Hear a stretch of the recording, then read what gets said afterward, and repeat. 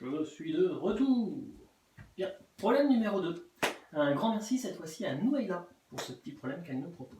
Alors, je vais vous lire l'énoncé et je vais vous expliquer, il est un petit peu plus dur que le problème numéro 1, je vais vous expliquer pourquoi. Laïna veut acheter un marteau à 10 € et un clou à 1 €. Elle donne 20 €.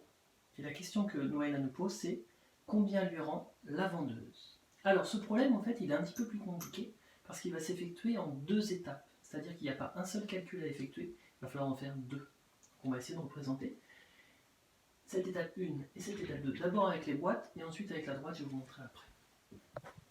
Alors, si on s'intéresse à l'étape 1, d'abord, on nous dit combien lui rend la vendeuse. On sait combien elle va lui faire payer. Non, pardon. On sait combien elle va lui donner, mais on ne sait pas encore combien ça coûte. Donc, c'est ça qu'il va falloir trouver dans un premier temps. Donc, c'est ce que je vous disais dans la correction du problème numéro 1. C'est en fait, on refait ici ce qu'on a fait pour le problème de Sylvia. C'est-à-dire qu'on sait que le marteau coûte 10 €. On sait qu'un clou, ça coûte 1 €. On cherche à connaître tout ça. Combien est-ce que ça coûte? Je sais qu'il faut que je fasse 10 plus 1.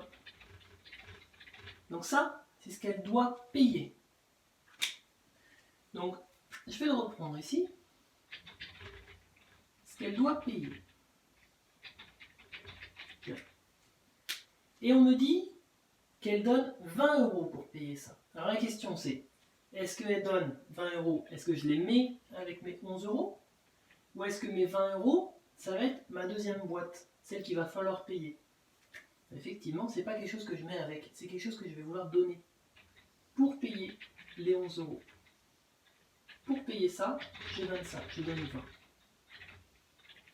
Et la question qu'on nous dit, c'est combien est-ce que la vendeuse lui rend?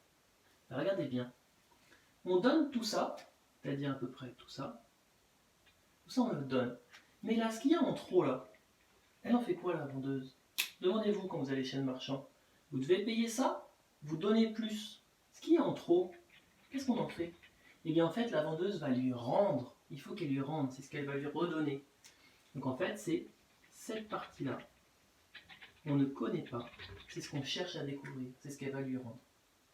Alors, quand la situation se présente sous cette forme-là, on connaît la plus grande partie, on connaît un morceau ici, on cherche le deuxième petit morceau. On sait qu'il faut faire une soustraction.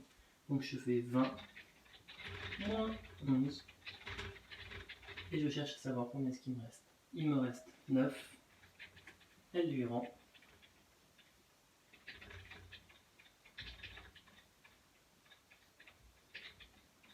9 €. Et voilà, avec les boîtes. Je vais le refaire maintenant avec une droite.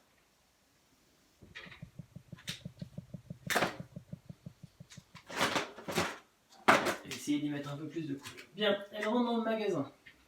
Regardons d'abord ce qu'elle achète. Elle achète un marteau qui coûte 10. Elle achète également un clou qui coûte 1. J'arrive à 11 €. Ça, c'est-à-dire que tout ça, ça fait 11. C'est ce qu'elle doit payer. Et pour payer ça, elle va donner un billet de 20. Un billet de 20 qui, lui, va arriver ici, à 20. Ça, c'est le billet. La question qu'on nous pose, nous, finalement, eh bien, ça va être d'essayer de trouver la différence entre ça et ça. L'écart entre les deux. C'est-à-dire qu'il va falloir partir de 20 et revenir. Connaître l'écart entre les deux. L'écart entre deux choses, pour le trouver, il faut que je fasse une soustraction. Donc je prends mon 20, moins 11,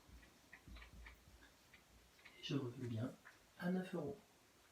Et voilà. J'espère que ça vous a aidé à comprendre.